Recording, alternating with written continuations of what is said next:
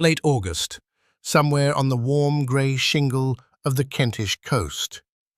An officer stands close enough to the surf to feel the wash against his greaves.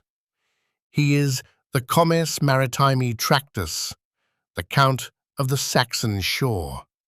The man Valentinian has put in charge of every fort, from Brancaster down to Pevensey. His name is Nectaridus. The boats coming in are not the boats he is expecting. They are shallow, clinker-built, beached at speed. By the time the screams reach the watch platform above him, he is already dead. 300 miles to the north, the wall, running from the Tyne to the Solway, 20 Roman feet of mortared stone and earth bank, has been quiet for a generation. It is not quiet today. Pictish warbands have moved through it the way water moves through cloth. The Dux Britanniarum, full of faudes, is somewhere outside the curtain with his wall garrison and no clear picture of where the enemy is. Ammianus says only that he has been surrounded by an ambush. The Latin word is circumventus. Whether that means dead or whether it means taken alive into the country beyond the wall, the chronicle will not say. By the end of the summer of 367, the Roman diocese of the Britanniae has lost its supreme military commander on the sea, its supreme military commander on land, and the working integrity of Hadrian's wall.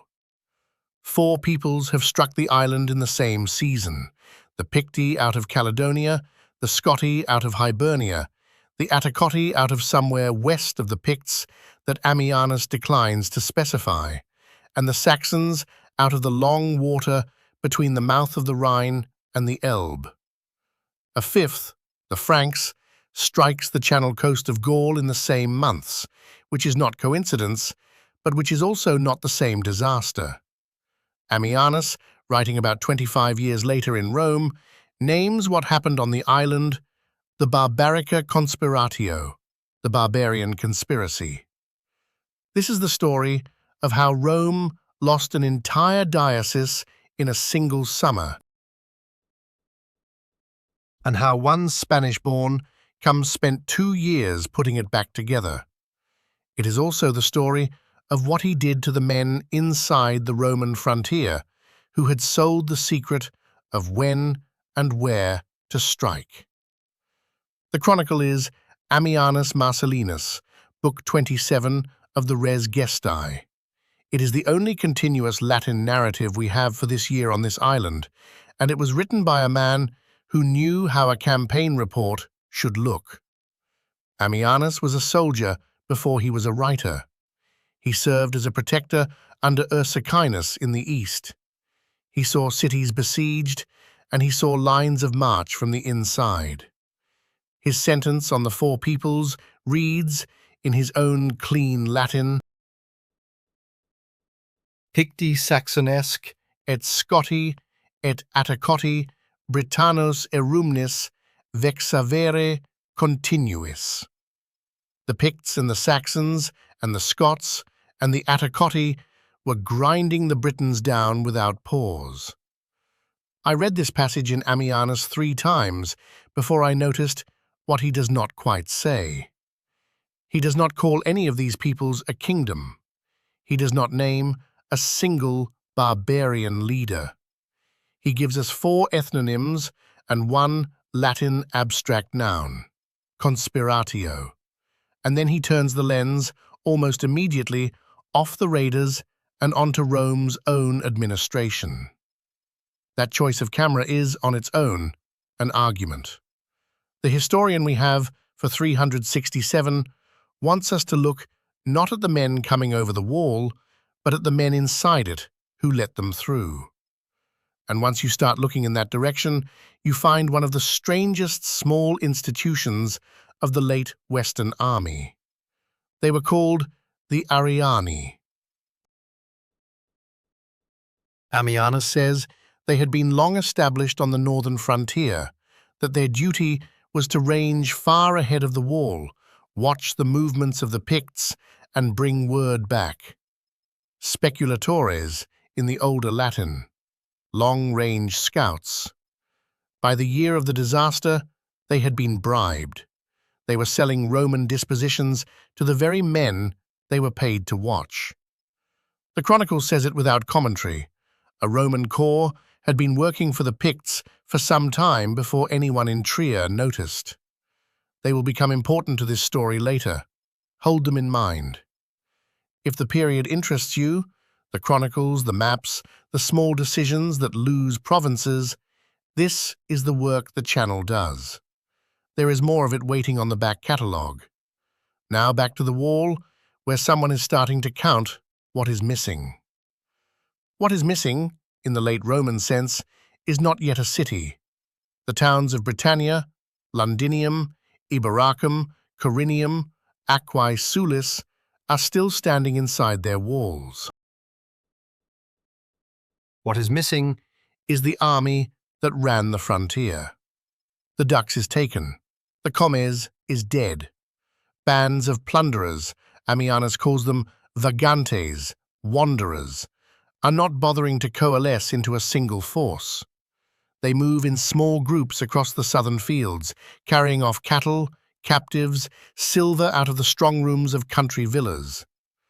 By the time the dispatches reach the imperial court at Trier, the news has had to climb 2 months of relay riding through Gaul.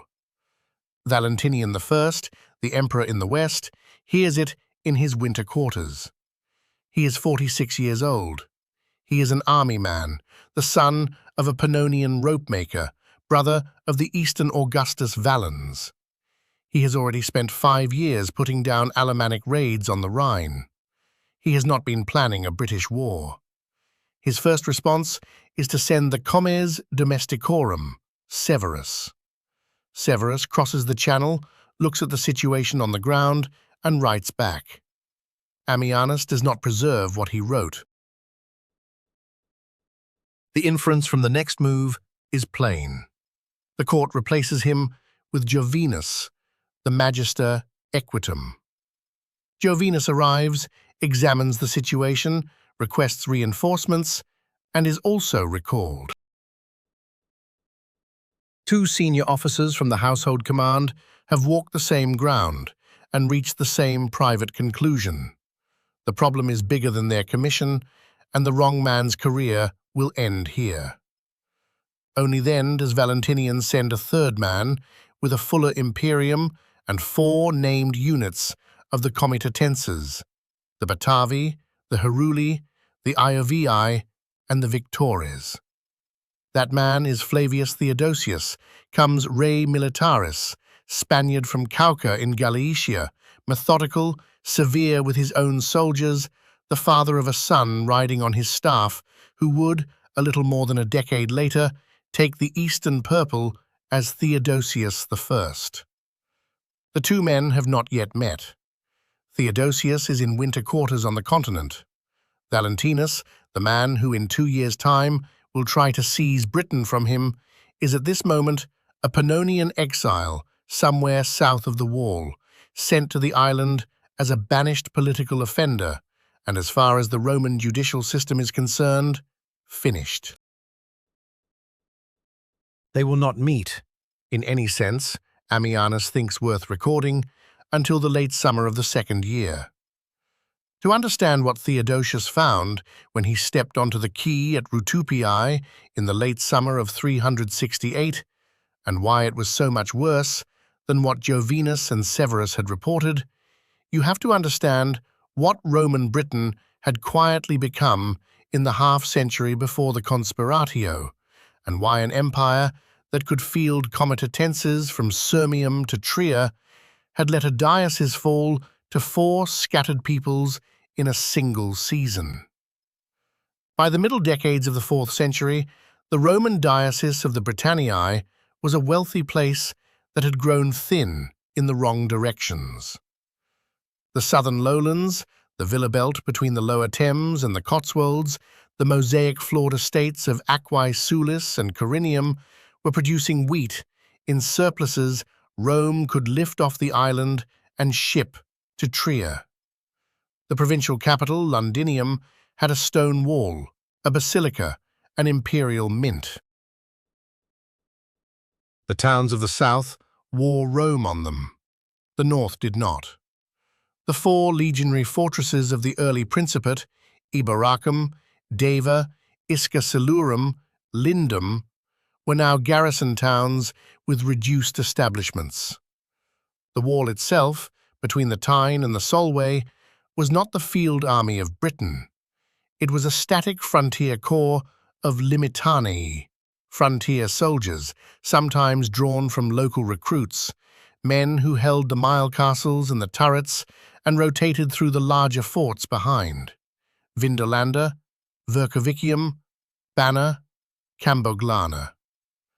The mobile striking force of the diocese, when it had one, was the comitatenses, billeted on the towns of the south. By 367, the count of the field army had been reduced and reduced again to feed the wars on the Rhine and the Danube. This is the slow drift on which a single bad summer is the visible event. Ammianus does not name the drift. He could not have. He was writing the Imperial Chronicle of the West, not the social history of a frontier diocese, and the historians who reconstruct the drift from the inscriptions and the coin scatter are working a century and a half of modern archaeology that he had no way to see. What he could see, and what he records, is the result. By the time the conspiratio breaks, the men supposed to be defending Britain are not in the right places.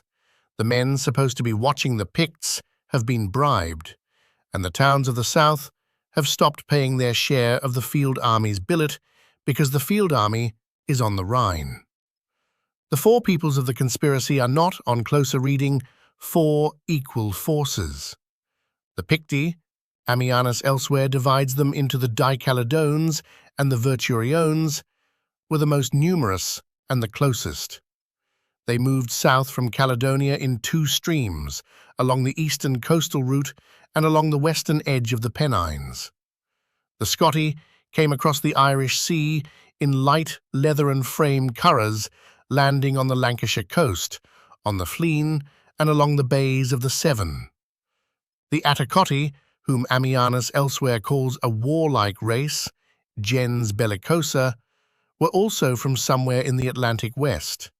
Jerome, writing later and travelling through Gaul, claimed to have met them and described practices the Roman gentleman in him refused to spell out, except by ethnographic outrage.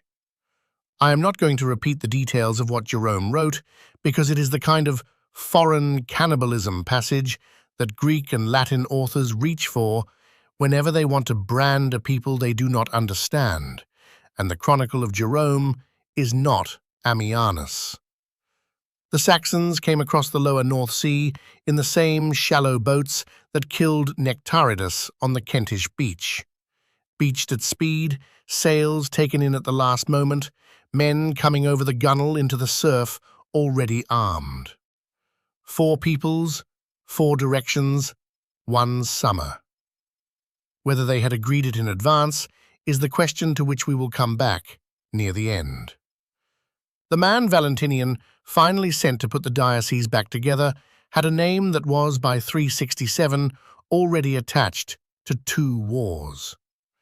Flavius Theodosius was a Spaniard from Cauca in Galicia, the northwest interior of the peninsula. He had fought through Valentinian's Alemannic campaigns on the Rhine. He had a reputation, even within the Roman officer corps, for being severe with his own men, in the way men of his class were not usually severe. He expected the marching column to look like a marching column at the end of the day's road, not at the start of it. Pacatus, 2 decades later, would build his panegyric of Theodosius the son around the father's habits of discipline. Pacatus is a panegyric, and you read him with that in mind. But where he and Ammianus agree on a quality, you can usually trust the quality. Both agree on this one. The father did not let a Roman unit on his march drink wine in a town it was passing through.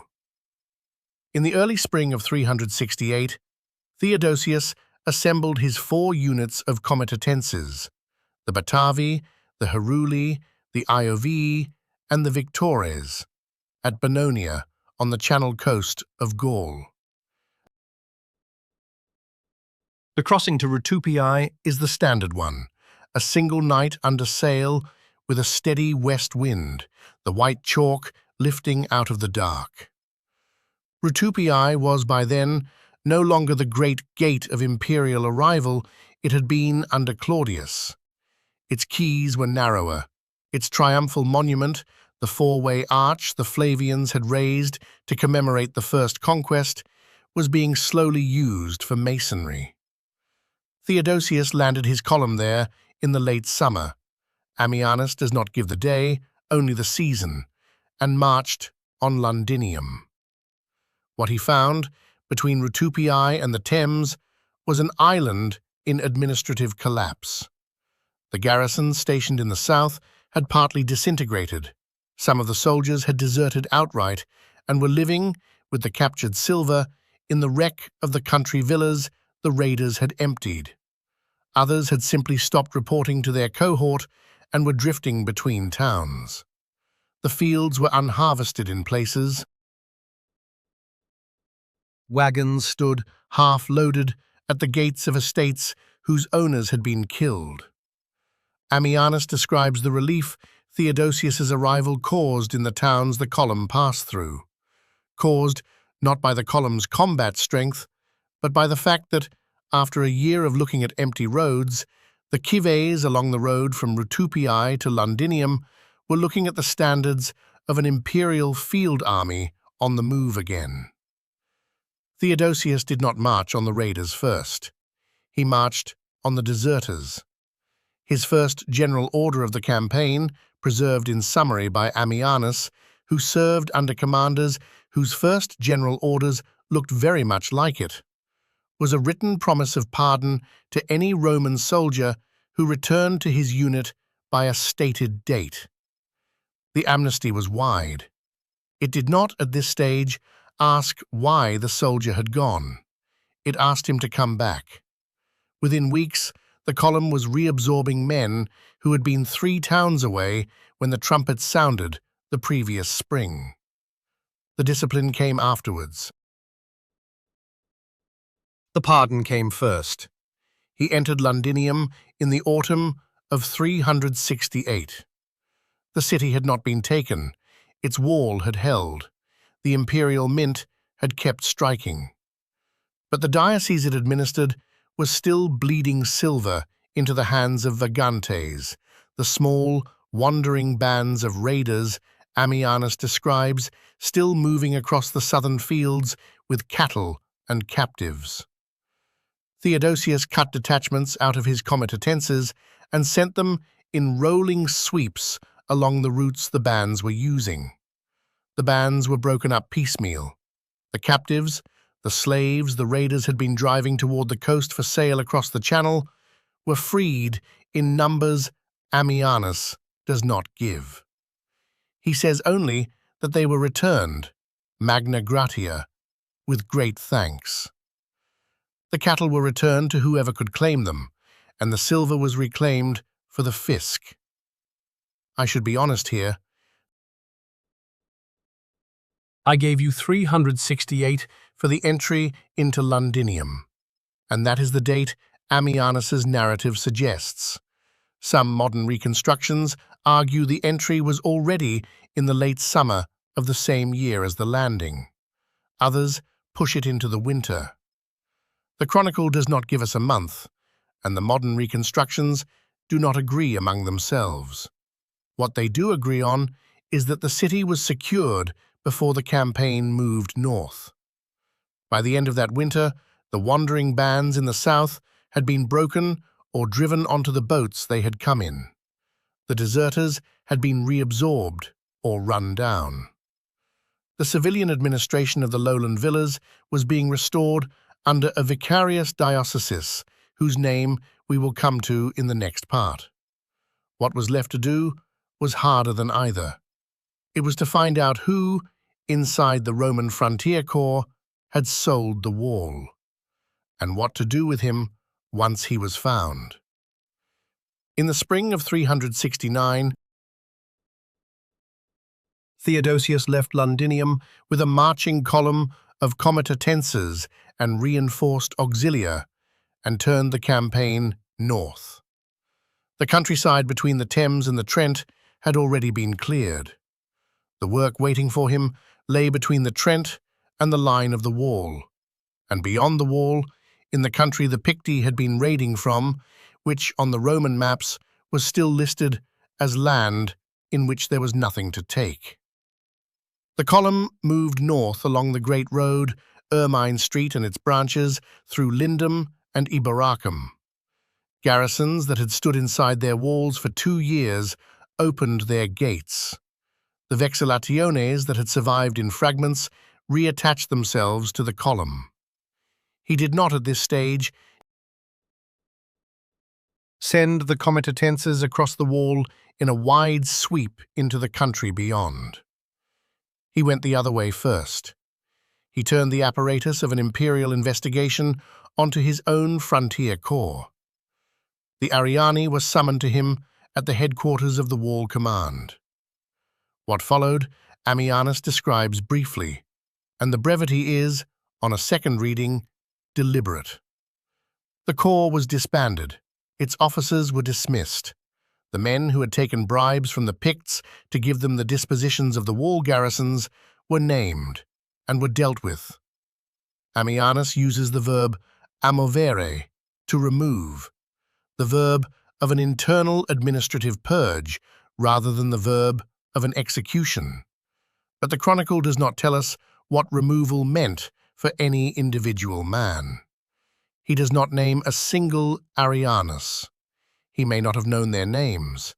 He may have chosen, as Roman writers sometimes did when describing the punishment of low Roman corruption, not to fix names to a shame he wanted his readers to read as institutional. The corps disappears from the chronicle here. It does not appear in any later Roman document at all. In its place, Theodosius reconstituted the limitanii of the wall. He had the mile castles and the turrets repaired.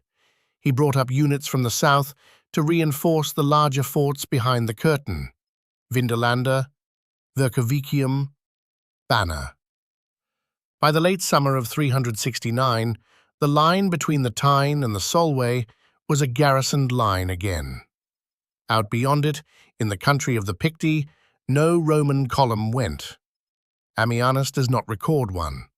The Roman authority restored was the authority of the wall, not the authority of the country north of it. Then, in the late autumn, a Pannonian exile inside the diocese tried to make himself emperor of it. His name was Valentinus. He had been banished to Britain on a criminal charge. Ammianus declines to specify what the charge was, and the silence is, again, deliberate. The chronicler does not want us to evaluate the man on the original crime. What Valentinus did in Britain mattered more. He had been working, quietly, on a network of dissatisfied officers and other exiles since at least his second year on the island. The collapse of 367 and the slow recovery of 368 gave the network a context. By the autumn of 369, he had something close to a conspiracy of his own. Roman this time, inside the diocese, aimed at the imperial purple. He moved before he was ready. The exact channel by which Theodosius learned of the plot, Ammianus does not give. He had been on the island long enough to have built his own informers, and the chronicle's silence here is the silence of a competent intelligence service whose methods do not go into the official record. Theodosius arrested Valentinus and handed him to the new Dux Militum of Britain, Dulcitius, with a decree of capital punishment. He gave one order with the decree, and Ammianus preserves it almost verbatim. The trial was to go no further than Valentinus and the inner core of his accomplices. Theodosius forbade the investigation, in the chronicler's paraphrase, from being broadened in the manner of treason inquiries, proscriptione conscientiarum, by terror of complicity, because, Ammianus writes, he did not want the disturbance such an investigation would carry through a province he had only just restored. Valentinus was executed. Ammianus does not describe the execution. He does not tell us where Valentinus's body was put. The dossier closed there. The new vicarius of the diocese, Civilis, took up the civil administration. Dulcitius held the military command. The chronicle gives us no further names. And then, near the end of the campaign, the artifact arrives, the kind of administrative gesture an empire makes when it wants the recovery to look, on paper, like a creation rather than a repair. The northern province of Britannia Secunda, or part of it, the boundaries Ammianus does not fix, was renamed. Theodosius gave it a new name in honor of the emperor under whose orders he had taken it back. He called it Valentia. He had it minted on bronze. He had it listed in the imperial gazetteer. The diocese went from 4 provinces to 5. Whether Valentia was a genuinely new province or a renaming of an existing one, the moderns disagree. Shepherd Frere, in the first edition of his Britannia, read the Conspiratio of 367 as a single, coordinated alliance, and read Valentia as a genuinely new province carved out of restored territory beyond the wall, Rome reaching back into Caledonia for the first time since Severus. Roger Tomlin, working from the epigraphic evidence and from a closer reading of Ammianus's vocabulary, has argued the opposite, that the Conspiratio was a convergent series of opportunist raids that struck in the same season because the Roman West had advertised its weakness by pulling forces to the Rhine, and that Valentia was an administrative relabeling of land Rome had not actually lost. Anthony Burley has sat closer to Tomlin than to Frere on both questions, and in his late work, he argued explicitly that the impression of a single conspiracy is a literary effect Ammianus has built for his Roman readers, not a description of any treaty between the Picts and the Saxons that ever existed. The Chronicle does not settle it. Of the 2 readings, I lean toward Tomlin and Burley. There is no source outside Ammianus that calls the 4 peoples allies, and the convergent opportunism reading is, on the geography alone, the easier one. But I will say plainly that I lean toward it, and that the evidence is not closed. What was settled was that the diocese had been put back together. What followed it, over the next 50 years, undid the work piece by piece. In 376, Theodosius himself was arrested at Carthage and executed there on charges Ammianus, who knew him by reputation, refuses to detail. His son left the family estates in Spain in disgrace and was not recalled until 379, when, after the Eastern army was annihilated at Adrianople by the Goths, Gratian summoned him to take the Eastern purple. He became Theodosius I. The man who had ridden on his father's staff through the lanes between Rutupiae and Londinium became the emperor who would be the last to hold both halves of the empire under one hand. In 383, 4 years into the son's reign, another Spaniard reported to have served on Theodosius the Elder's staff in Britain. Magnus Maximus used the diocese his old commander had restored as the launching ground of a usurpation. He took the comitatenses Theodosius had brought to the island and the units of the British Limitanii he could move across the Channel into Gaul. They did not come back. Across the next 200 years, the diocese ran down through Stilicho's withdrawals of 401, through Honorius's rescript of 410, which told the cities of Britain to look to their own defence, through the slow fading of the coin scatter in the archaeological record.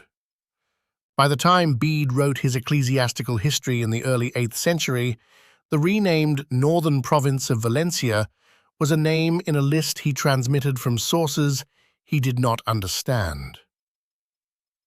The wall Theodosius had restored stood empty.